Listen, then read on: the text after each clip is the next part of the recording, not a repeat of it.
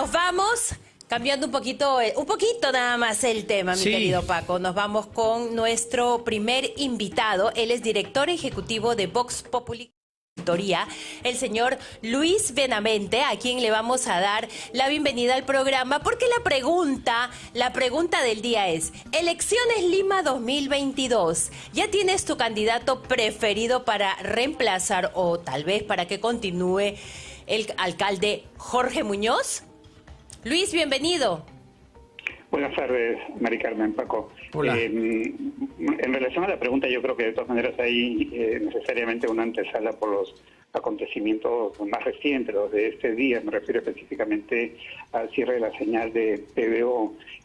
Hay algunos argumentos que se quieren dar. Ha sido algo súbito, que definitivamente tiene un contenido político que va contra el derecho a la información, que es una clara respuesta a los cuestionamientos que desde PBO, Willax y pocos medios se hace al gobierno, a un gobierno que tiene sin embargo bastante prédica en otros medios. Esta situación me hace acordar a la Venezuela de otras épocas en que se iniciaba esta historia que ha desencadenado lo que hoy ha terminado en una dictadura atroz, con una persecución feroz también a la prensa, donde había una heroína, Patricia Poleo, que siempre estaba en las noticias, o las cosas que suceden en Bolivia, donde tienen encarcelada a la expresidenta y donde curiosamente ningún organismo de derechos humanos en el Perú dice nada, o Nicaragua, donde el presidente Ortega se hizo reelegir metiendo a la cárcel primero a los opositores, luego que este señor hace unos años violó sexualmente a su hijastra, ¿no? Esta es la izquierda que tiene mucha fuerza en América Latina y que ha dado pasos agigantados en el Perú. Personalmente, Luis, Paco, quiero rechazar totalmente esto y creo que en el Perú está comenzando una batalla donde los peruanos tenemos que enfrentar a este proyecto de dictadura. Sí, por eso yo decía, claro, y todos los ejemplos que tú has citado, Luis, además avalados y protegidos por las ONG supranacionales, por estos espacios que están en paralelo al Estado, caviares, globalistas, que funcionan en el mundo, y con gobiernos globalistas de una izquierda, en teoría liberal, mundial, que es cómplice de lo que pasa en Bolivia, de lo que pasa en Venezuela, de lo que pasa en Nicaragua, de lo que empieza a pasar en el Perú, de lo que pasará seguramente si gana Petro en Colombia, y de lo que va a ocurrir ahora con Gabriel Boric, este izquierdoso radical en Chile. Pero acá hay un tema que es interesante, porque ahora queremos, o sea, ahora es importante entender, conforme te van marcando la cancha, de qué lado se está verdaderamente. Es momento de escuchar. Yo voy a seguir las redes sociales con atención. Me gustaría encontrar la misma indignación que encontró las redes sociales con el fallo contrario a Jerónimo Pimentel y también al amigo Acosta, con César Acuña de por medio, en esta situación que ha ocurrido. Es momento también de entender cómo se entiende la libertad, no solamente de expresión, de prensa, sino la libertad misma.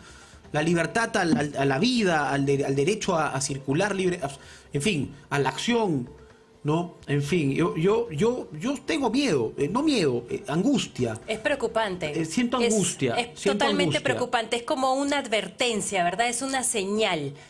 Es como claro, una señal. Esto es lo que puede suceder. No paramos nosotros porque tenemos una multiplataforma, porque estamos en televisión, porque estamos en stream, estamos en YouTube, estamos en Facebook. Es un sistema de libertades que ustedes o muchos peruanos hoy estamos defendiendo. Es todo un sistema de libertades que, con sus defectos, que son grandes, y podemos ser muy críticos ahí, es mucho mejor que los excesos del estatismo, de la falta total de libertades y de quienes hacen del Estado su negocio porque no han tenido capacidad de nada, ¿no? Lamentablemente estamos en manos de un presidente que es un incompetente a tiempo completo, como lo acaba de demostrar en esta entrevista con Fernando del Rincón, que fue transmitida en dos. A propósito de esta entrevista, Luis, perdóname, Mari Carmen, nos hemos desviado un poco del tema, pero creo que la coyuntura nos está ganando hacia ver quién podría ser la alternativa a Lima 2022. Yo quiero citar a Rosa María Palacios. Quiero que me ayudes en esto, por favor, a entender, porque esto es lo que ha dicho Rosa María Palacios, que entiendo sabe más que yo. Después de haber visto la entrevista sí, al presidente. Sí, a ver, Rosa María Palacios sobre Castillo, esto lo ha dicho en sus espacios que tiene, ¿no? Ha dicho lo siguiente,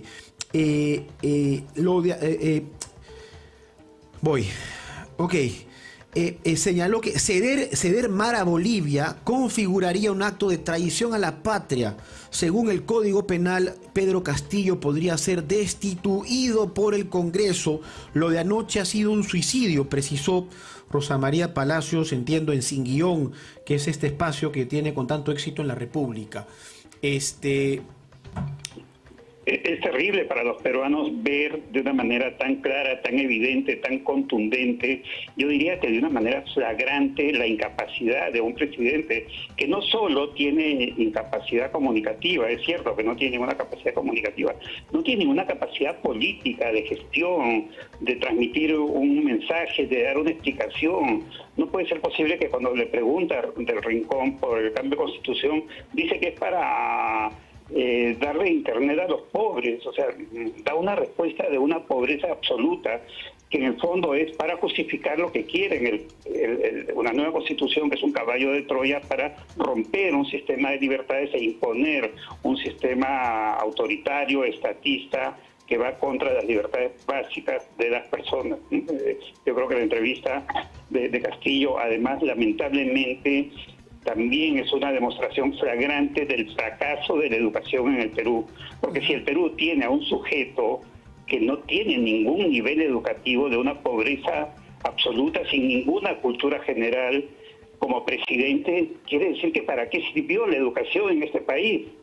Si yo voy al médico, ese médico se tuvo que formar para ir médico, para ser médico, para intervenir en mi salud. No va a aprender conmigo de ninguna manera. Y un político tiene que formarse y no puede mostrar con orgullo de que no se ha formado y encima es profesor.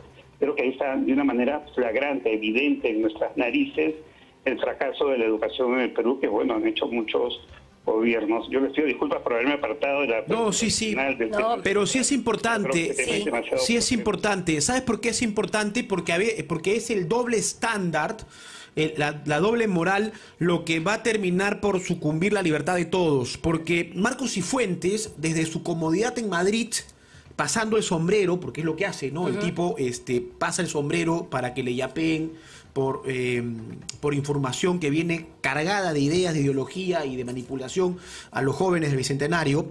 Tuitea lo siguiente, ¿no? Esto ha sido hace nada. La verdadera pregunta es: ¿quién es el dueño de PBO? Líneas abajo, agárrense. Entonces, ahí vas entendiendo el doble estándar de aquellos que se golpean el pecho con algunos y no con otros. Porque claro, al margen de quién es el dueño de PBO, lo que se entiende es que acá, en todo caso, se han tomado decisiones que quebrantan un espacio de opinión y de comentario. La doble moral es una práctica actual, ya consagrada en la política peruana. Hay un ejemplo que yo siempre pongo. Al cardenal Cipriani lo acusaron de copiar 2 párrafos de Benedicto. Su defensa creo que fue muy sólida. Dijo, eso es patrimonio de la Iglesia. A Benedicto nunca le molestó eso, pero sin embargo lo crucificaron, ¿no? ¿Quiénes lo crucificaron? No dijeron nada de los 2 libros que Bryce Echenique se robó de Herbert Morote, historia que conozco al detalle, que me la contó por entregas y durante años, y cada año me contaba lo que pasaba en Madrid, el mismo Herbert Morote. Pero ahí no pasó nada y se robó 2 libros, el otro se llevó 2 párrafos, hicieron un escándalo y una crucifixión. De tal manera que crimen y castigo tienen la proporción que elija el cliente en el Perú. Claro. Ahora, Luis, tú estabas mencionando algo sumamente importante y es justamente la falta de preparación, la carencia de gestión del presidente que tenemos ahora. Pero a veces la gente lo ve como que un tema muy lejano, ¿verdad? Hay grupos de personas que dicen, pero eso es en la política. Yo creo que para todo en la vida se necesita el debido estudio y la debida preparación. Yo me voy, por ejemplo, aterrizando todo esto, ¿no?, a un campeonato, un concurso de baile internacional. Obviamente yo ya me he tenido que haber preparado, ¿verdad?, como para poder haber llegado y no, o sea, quejarme en el momento de la competencia, de que, ay, no, es que yo he venido a practicar aquí, ¿no? Porque los pasos que no me salieron ahora, a ver, lo tengo que decir de esa manera, porque mucha gente después dice, no, es que a veces los términos que se utilizan con el tema de la política, no. Yo creo que acabo de ser clara con mi ejemplo, yo creo de que todos necesitamos la debida preparación, pero también la educación como para poder tener un cargo como tal. Por demás un irresponsable lanzarse Totalmente. a un cargo que lidera a todos los peruanos si no se preparó y no se formó para ser presidente. Es decir, un poco de sentido común, de ubicaína y además de entender qué terreno se pisa. Sirve de educación, ¿no? ¿Para qué está de educación? Pero claro, pero lo que Claro. está, pero finalmente, De adorno. pero cualquier personaje, cualquier sujeto, dadas nuestras libertades para ser candidatos, debe, creo que la única restricción es ser menor de 35 años.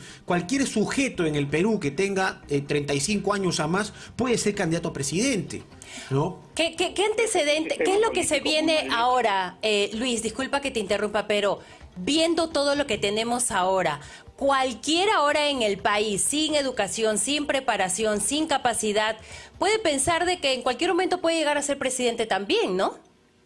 Sí, claro, un presidente y muchas cosas más. Y pensemos que la política muchas veces es el camino fácil para enriquecerse, de tal manera que ese es un mensaje adicional para los fascinerosos, los bandidos, los corruptos, ¿no? Que tendrán en la política un camino donde no les van a exigir nada, mientras en el mundo para un puesto laboral te exigen estudios, pregrado, posgrado, doctorados, diplomados, experiencia, te evalúan y te recontraevalúan. Acá el requisito es nada, simplemente tener 35 años, ¿no? Es lamentable que nuestro sistema político se autoengañe de esa manera a conveniencia de quienes se benefician con estos privilegios que obtienen con ese facilismo de la política. Sí, es totalmente vergonzoso haber visto en la CNN, que se sintoniza en todo el mundo, tener como título Perú, la escuela para ser presidente. Luis, a mí se me ha quedado una pregunta ahora que estábamos mencionando con Paco el tema de la política, cómo fue tu papá, que siempre estuvo ahí la política, siempre de la mano de los políticos que teníamos nosotros antes.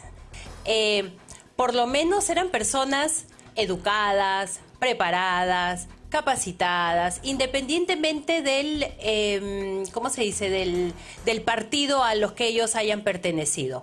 Nuestro país no tiene un historial de un partido político como, por ejemplo, en Estados Unidos, el Partido Republicano, Demócrata, sino es que todos los años, o cada 5 años, tenemos una barbaridad, y digo barbaridad porque a veces ya ni te alcanzan los números para contar la cantidad de partidos que se presentan cada vez más. ¿Cómo es que se puede evitar esto? Yo creo que hay un punto clave, todo está en un solo punto. Claro, puede haber muchos aspectos, todas las cosas en política y en todo son estructuras complejas, ¿no? Pero hay uno que es el punto clave, que se llama alternancia. En Estados Unidos y en otros países donde hay una democracia representativa, sólida, moderna, la clave es que hay alternancia. Digamos, los demócratas eligen a Obama tiene una oportunidad, la segunda, y luego el sistema interno lo echa a un costado y él no tiene opción que irse a un costado y vendrá el nuevo candidato demócrata, vendrá Biden, vendrá, qué sé yo. En España es igual. En las izquierdas, estuvo Zapatero 2 periodos, cumplió esos 2 periodos, se fue a un costado y entró Pérez Rubalcaba. Y Zapatero ya no tiene sitio. El sistema lo empuja a un costado. Aznar fue un fenómeno en su momento con el PP, aprovechó el agotamiento de la izquierda y derrotó a Felipe González, que era un tipo alto y él era un chiquito de bigotes. Bueno, cumplió su periodo y entró Rajoy, y así es. Entonces, en la alternancia ocurre un fenómeno. El nuevo líder, la nueva lideresa, renueva el partido, refresca el partido. En el Perú tenemos un sistema que es el dueño del partido. Y si no es literalmente un dueño, es alguien que maneja una cúpula y es casi perpetuo. Entonces es el líder histórico. Están ahí de líderes hasta que se mueren. Ahora, en ese trayecto tan largo van acumulando una mochila muy pesada, principalmente de corrupción. Entonces se tienen que dedicar a defenderse y a mantener su cúpula. Entonces ya no solo no hay alternancia, es que ya no hay democracia interna en los partidos, ¿no? Y yo creo que ahí está la clave. De eso se aprovechan otros para hacer partidos, pero ya más partidos tipo sociedad anónima, ¿no? Donde son los accionistas mayoritarios y hacen lo que quieren, y todas las formas electorales las hacen para justificar legalmente a quienes ellos quieren poner, ¿de acuerdo? Entonces, el sistema de partidos, los grandes responsables de todo esto que ocurre en Perú son los partidos, principalmente, ¿no? Y segundo es la corrupción, y esa corrupción también, para verdad, ha jugado un rol muy importante en la corruptela de la derecha en 30 años, ¿no? Todos los gobiernos de derecha se han dedicado a la corrupción y nos han dejado a Castillo. Pero acá, Luis, a mí me gustaría aclarar esto, porque a veces cuando hablamos de partidos de derecha estamos generalizando y honestamente y ciertamente nos ha gobernado la derecha en los últimos 30 años, desde que Fujimori dejó el poder. O sea, fue el gobierno de Toledo un gobierno de derecha. Fue el gobierno, pregunto, ¿no? El gobierno de García, finalmente con gran éxito económico, un gobierno naturalmente de derecha. El gobierno de Ollanta Humala fue un gobierno de derecha. La alcaldía de Susana Villarán fue una alcaldía de derecha. El gobierno de Pedro Pablo Kuczynski, luego Vizcarra, fue acaso de derecha. Yo creo que yo tengo una apreciación, me gustaría saber qué es lo que tú crees, ¿no? Bastante larga, ¿no? Pero en todo caso tampoco fueron de izquierda, ¿no? ¿No? Creo que estuvieron más cerca de la derecha en todo caso. Pero yo creo que esa discusión finalmente tampoco nos conduce a nada, ¿no? Porque, digamos, le quitamos la palabra derecha,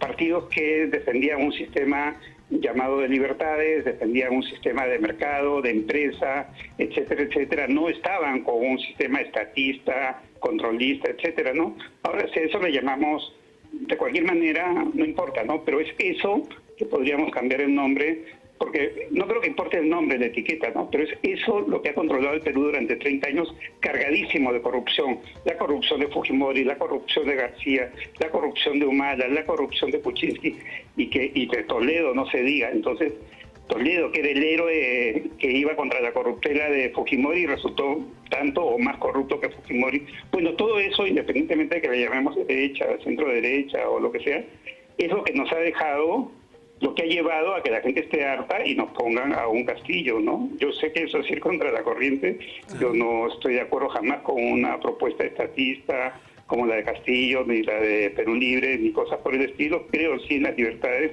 pero también he estado en contra de toda esta corrupción, ¿no? Y que muchos que creemos en ese sistema de libertades, para no llamarle derecha, en ese sistema de libertades, muchos nos hemos hecho de la vista gorda o nos hemos beneficiado con esto y hemos aplaudido a esos grandísimos corruptos. Y tengamos la valentía de decirlo, porque en la medida que todos estos no sean condenados, no sean apartados, van a ser el símbolo de un sistema político del libre mercado. Yo hubiera querido que el libre mercado estuviera representado por gente más proba, pero está representado por pura gente que son unos bandidos a tiempo completo. Es increíble. Sí, claro. Y justamente, Luis, el 2 de octubre se van a llevar a cabo nuestras, las próximas elecciones municipales y regionales.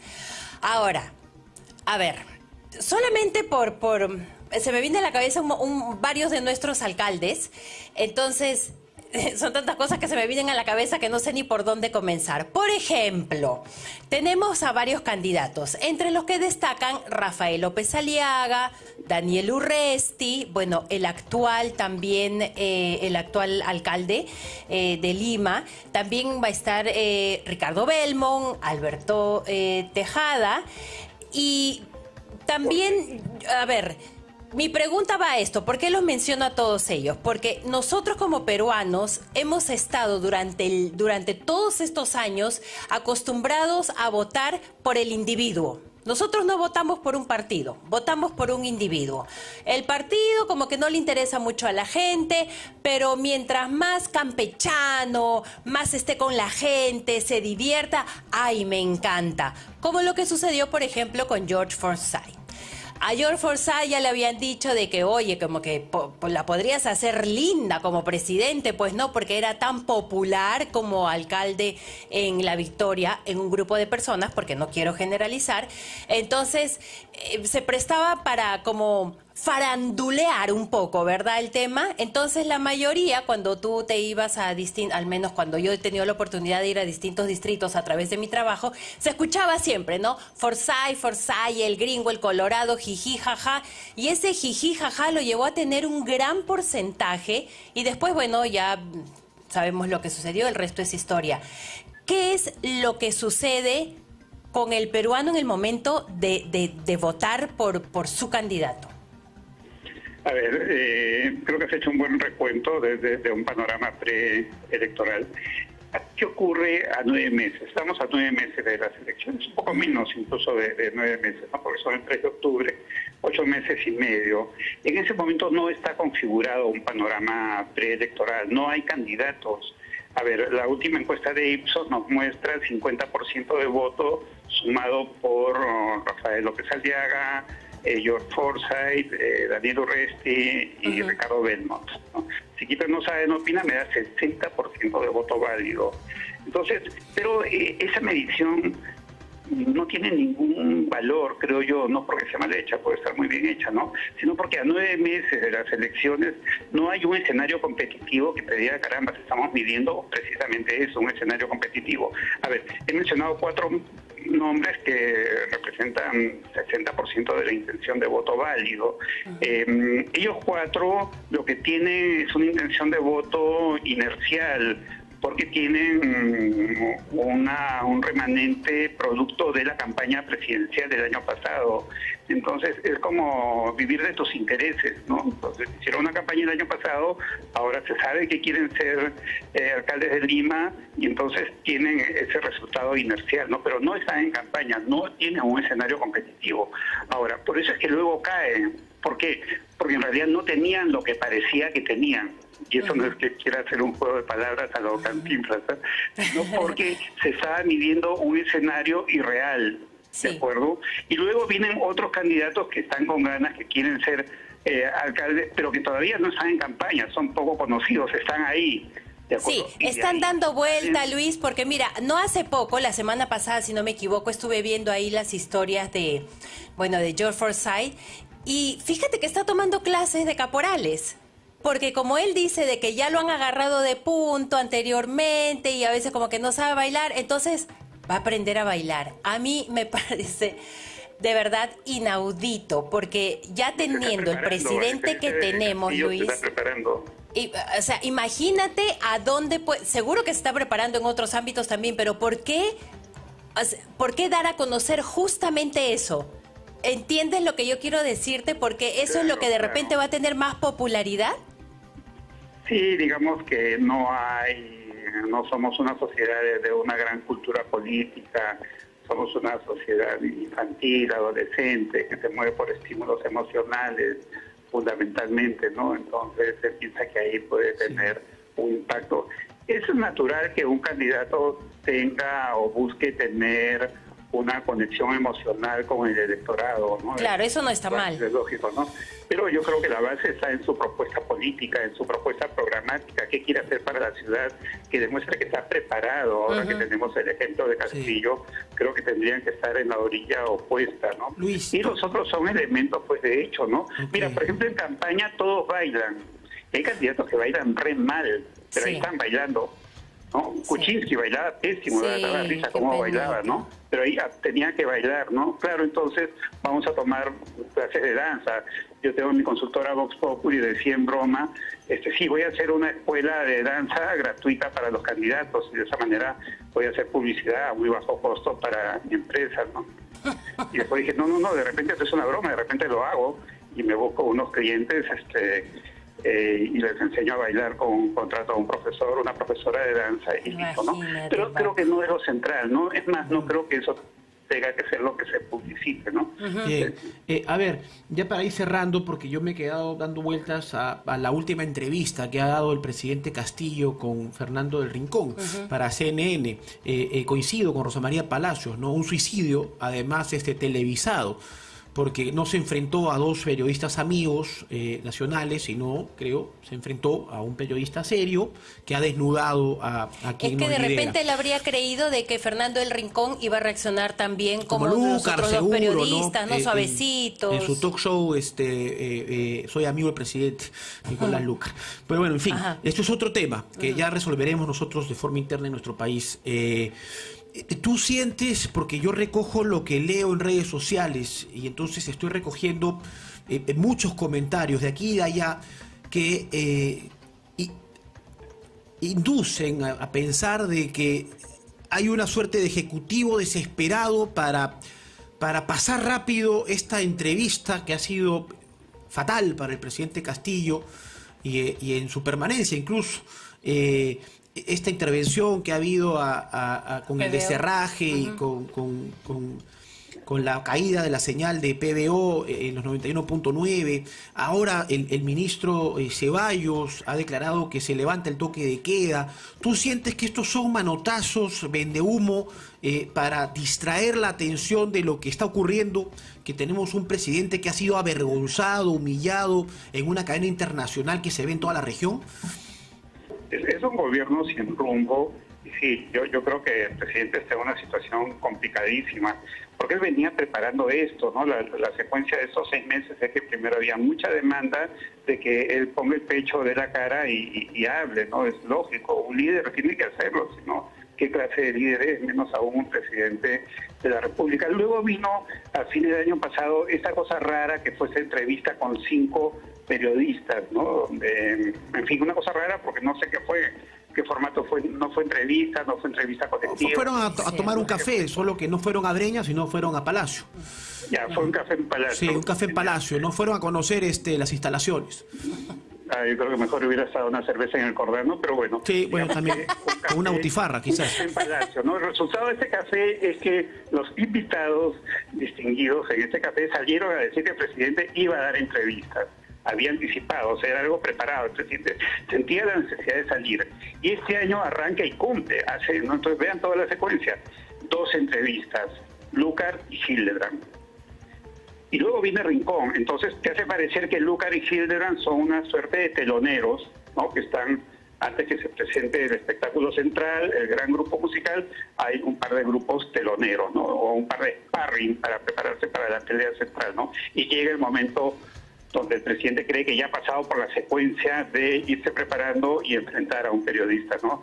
Y una vez que llega con Del Rincón, pues simplemente Del Rincón lo arrincona, y el presidente tiene una total incapacidad, no solo comunicativa, ¿no? Sino política, una incapacidad de todo, ¿no?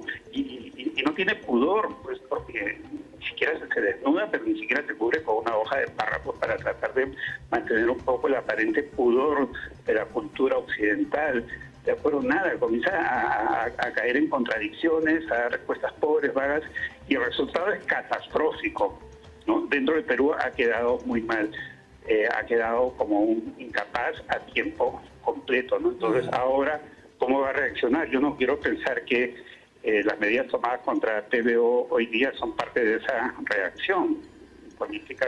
La política que se la sospecha me puede llevar a pensar algo de eso. No quiero pensar que hay una combinación del gobierno con la fiscalía, ¿no? Pero sí puedo pensar que se vienen momentos más complicados. Ellos tienen un proyecto político que va con constitución, que va con reforma agraria, que va con reforma educativa, por eso tenían a Mayorga con el Movadez ahí metidos en educación, ¿no? Sectores claves, ¿no? El tema de energía, Petroperú. Sí, yo sé que tenemos que terminar, pero yo creo, Luis, que estamos avanzando y que están avanzando con su agenda, con una agenda única, una agenda que la tienen clara.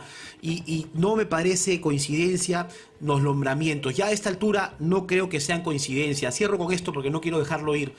El nombramiento de Julio el Coyote Rivera como presidente del IPD, del Instituto Peruano de Deportes, es decir, la cabeza de quien va a regular, va a regir, va a administrar no solamente el deporte amateur de ligas y de alto rendimiento del Perú, sino también el deporte como espacio formativo, como generador de valores, es decir, de quien va a dirigir las políticas de Estado hacia el deporte, la vida sana, en fin. es alguien que no ha administrado nunca nada. Aquí yo le tengo mucho aprecio, es un amigo mío. Sí, no, son dos cosas pero distintas. al margen de eso, exacto. o sea, su currículum vitae ha sido gerente general de las escuelas de fútbol Julio Coyote Rivera los últimos 8 años. Por favor, es que esto se suma a estos nombramientos claro. sin preparación, sin capacidad, Mira, Paco, sin experiencia en gestión pública. Son tan incapaces que ni siquiera pueden ser funcionales a su propio proyecto político. Si yo fuera un izquierdista, comunista, no sé cuánto, diría, caramba, deporte, Cuba, la Unión Soviética, cómo brillaron el deporte, Alemania Democrática, RDA, carambas, Bulgaria, Hungría, qué países, cómo el deporte era tan importante como parte de su sistema político e ideológico, ¿de acuerdo? Pero no, ni eso saben, ni eso piensan. Eso demuestra no solamente el proyecto político que tienen, sino que son unos incapaces totales. Con eso Totales. Entonces terminamos, Totales. Luis. Muchísimas gracias, Luis Benavente, por el tiempo, por esclarecernos, por ser tan didáctico en cada uno de tus comentarios. Muchísimas gracias. Sí, claro. Y ya a esta altura Muchas gracias creo a que... ustedes, María Carmen y Paco. No, a ti, y cuando quieras, esta es tu casa, mientras estemos Sí, al Luis. aire y se nos permita darle opinión a todos de forma igualitaria y libre, acá estaremos, acá estás. Aquí estaremos. Invitado siempre. Sí, de todas maneras vamos a tener muchas más preguntas Sí. más adelante.